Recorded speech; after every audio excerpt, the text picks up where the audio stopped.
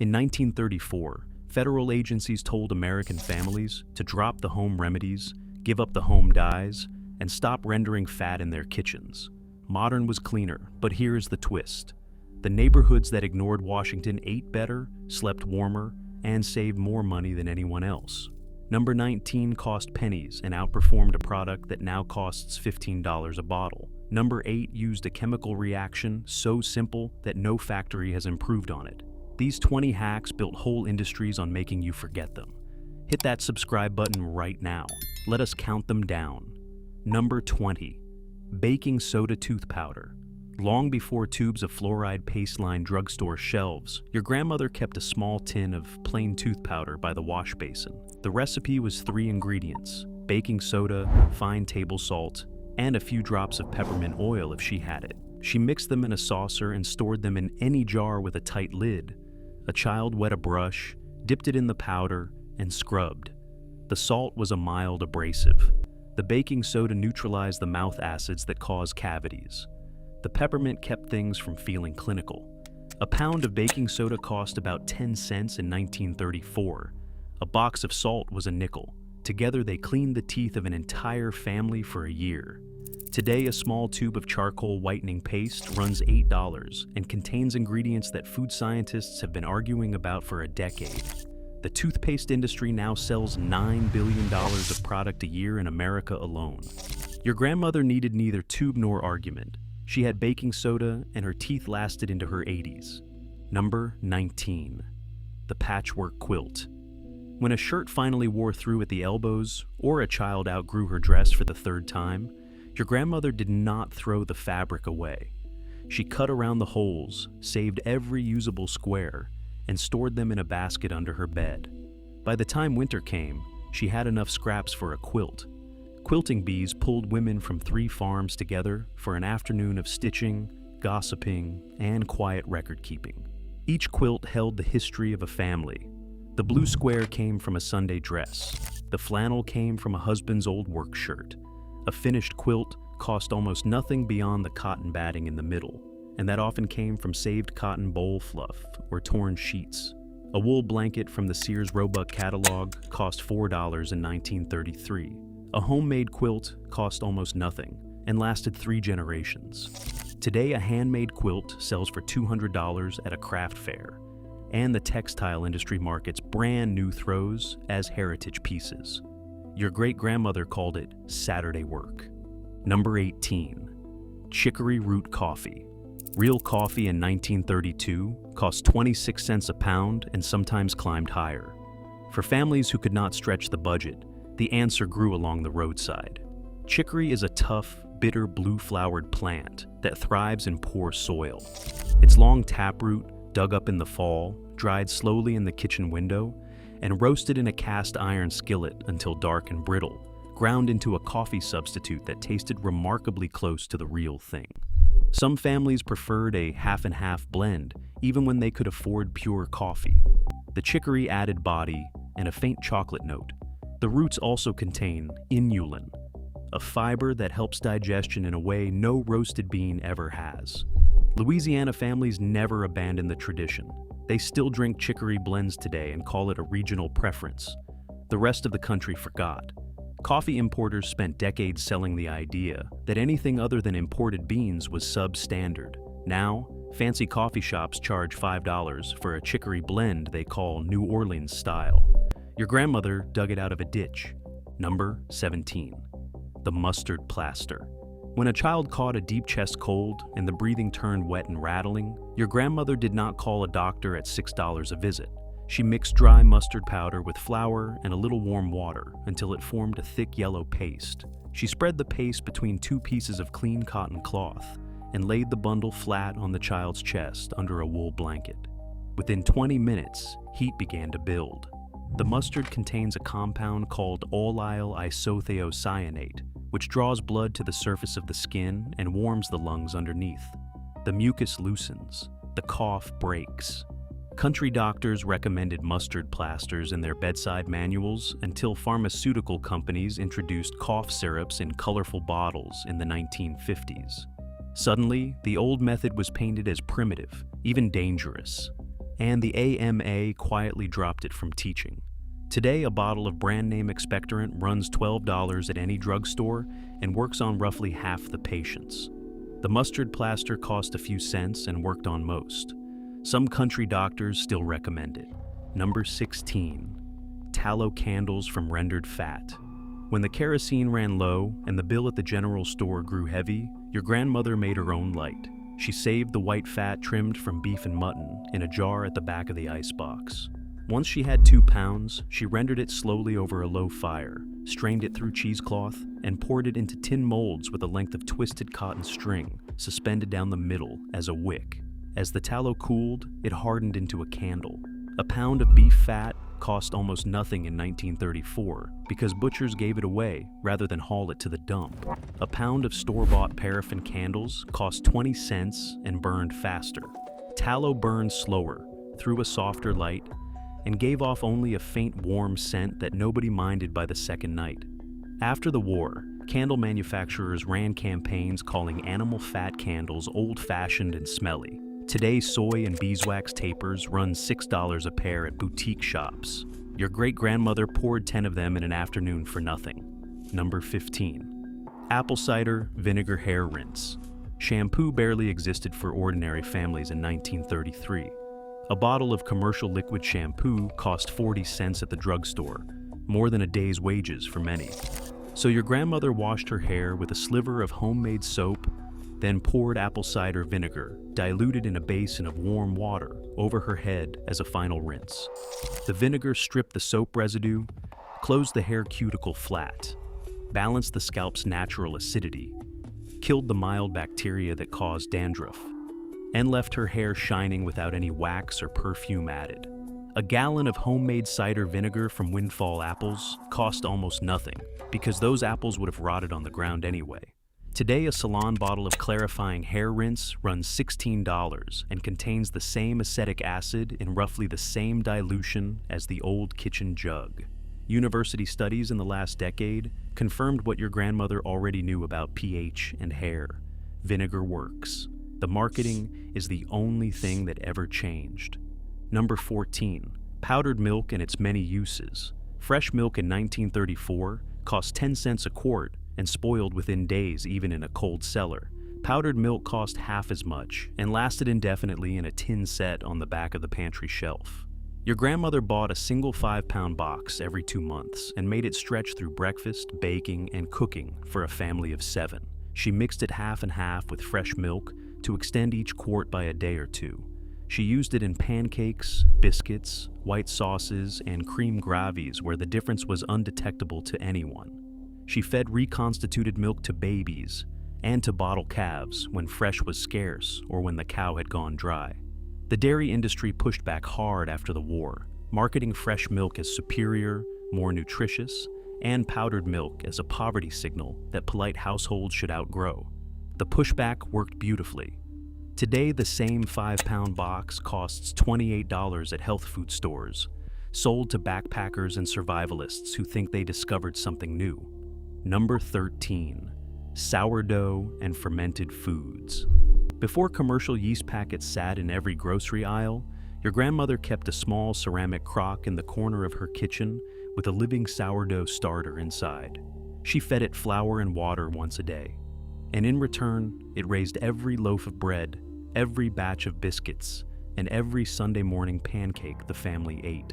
The same flour, water, and patience produced bread that needed no commercial yeast at 5 cents a packet. The wild yeast in the air did the work for free. The same principle applied to fermented foods all across the Depression. Sauerkraut, crocks lined cellar walls. Jars of fermented carrots, beets, and cucumbers cost only the salt and the thyme. Beet kvass and water kefir kept on the back of the stove for the warmth. The bacteria that drove the fermentation produced lactic acid, the same compound that probiotics companies now sell in capsules for $40 a bottle. Researchers in the last decade have confirmed that fermented foods support digestion and immunity in ways no pill matches. Your grandmother already knew. She just called it Kraut Night and served it next to the pork chops without making a speech about it. The wellness industry built itself on what she had done for free. Number 12. Cornmeal mush 3 ways. A 5-pound bag of yellow cornmeal cost about 12 cents in 1933 and fed a family for a week. She stirred a cup of meal slowly into boiling salted water, kept it on a low simmer for 15 minutes until it thickened, and within half an hour had hot cereal for breakfast topped with whatever was on hand. Molasses if there was any, a spoonful of bacon grease, and a pinch of brown sugar if there was not. The leftover mush went straight into a loaf pan and into the icebox overnight. By morning, it had set firm enough to slice. She cut thick slabs, fried them in a hot skillet until the edges crisped golden brown, and served them with eggs or syrup on a winter morning. The same loaf, baked instead of fried, became cornbread for supper. 1 bag a meal, 3 meals. Today, polenta in a tube at the grocery store costs $9 a pound. Your grandmother paid about 2 cents for the same volume. Number 11, the punch tin can lantern. When the kerosene jar was empty and a child needed light to read by, or a farmer needed to walk to the barn at dusk, your grandmother saved every empty tin can the family used. She filled the can with water, set it outside in the cold to freeze solid in winter. And once the ice locked the metal in place, she punched patterns through the side with a hammer and a 16-penny nail. Stars, crosses, half moons, the family initial. After the ice melted out, she bent a wire handle through 2 holes near the rim and dropped a stub of tallow candle inside. The light shone through the punched holes and patterns of stars and crosses, throwing soft shadows on the kitchen wall and the porch steps. A tin can cost nothing because it had already held the beans or the peaches. The Boy Scouts now sell craft kits for $34 that teach children the same trick. Your great-grandmother taught it for free in one afternoon. Number 10, hardtack. The bread that never spoiled. Wheat flour cost 30 cents for a 5-pound bag in 1934, and your grandmother stretched every ounce. When she expected a long winter or a son leaving for work in another state, she made hardtack. The recipe was insulting in its simplicity. Flour, water, and a pinch of salt, mixed into a stiff dough, rolled flat, scored into squares, and baked twice in a slow oven until every drop of moisture had left the bread behind. The result was a cracker so dry and dense it could be stored for a year in a tin and still be edible. Soldiers carried it across battlefields. Travelers carried it across continents. Farmers stored it for the lean weeks of February before the cellar food ran out and the spring planting began. Today, artisanal crackers sell for $12 a box at gourmet markets and crumble in a week from the moisture in the air. Your grandmother's hardtack outlasted the journey, the winter, and sometimes the man who carried it. Number 9, beeswax for the entire household. A small block of beeswax cost a nickel from a beekeeping neighbor in 1933, or nothing at all if your grandmother kept her own hive out back. That single block did the work of half a dozen products you would buy today. She rubbed it into wooden tabletops to seal the grain and bring back the shine. She melted it with a spoonful of olive oil and used the salve on chapped hands, cracked heels, and a child's split lip. She rubbed it on the bottom of a sticking drawer to make it slide. She coated the threads of a sewing needle to keep the thread from tangling and the cotton from fraying. The wax is mostly long-chain hydrocarbons that resist water, repel dust, and never go rancid. Today, the same range of jobs would require furniture polish, lip balm, hand cream, drawer lubricant, and thread conditioner. The total bill runs over $40 at the drugstore. Your grandmother had 1 nickel block on a kitchen shelf. Number 7, the hot brick bed warmer. Coal cost $3 a ton in 1934 and burned through fast in a drafty farmhouse. Stoking the bedroom stove all night was a luxury most families could not afford. So your grandmother heated bricks. She kept 4 common red building bricks on a shelf near the kitchen stove. An hour before bedtime, she set them on the iron cooktop to warm. When the children were ready to climb under the quilts, she wrapped each hot brick in a folded square of flannel from the rag basket and slid one to the foot of every bed. The brick held its heat for 6 or 7 hours. The dense ceramic acted as a thermal mass, releasing warmth slowly through the cold night while the iron stove sat quiet. Today, an electric heating pad runs $40 and shuts itself off after 2 hours for safety. The brick warmer costs nothing because the bricks had already been left over from the chimney. The flannel had already been a worn-out shirt. Number 6. Eggshell calcium powder. After the eggs were cracked into the breakfast skillet, your grandmother did not throw the shells away. She rinsed them, set them on the back of the wood stove to dry overnight, and ground them in a mortar or between 2 clean stones until they became a fine white powder. That powder did 3 jobs at once. A spoonful went into the chicken feed to keep the laying hens producing strong-shelled eggs all winter.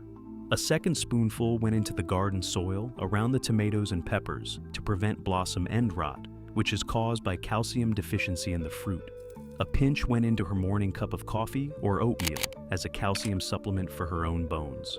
The chemistry is straightforward. Eggshell is over 95% calcium carbonate, the same compound sold in over-the-counter calcium tablets at $12 a bottle.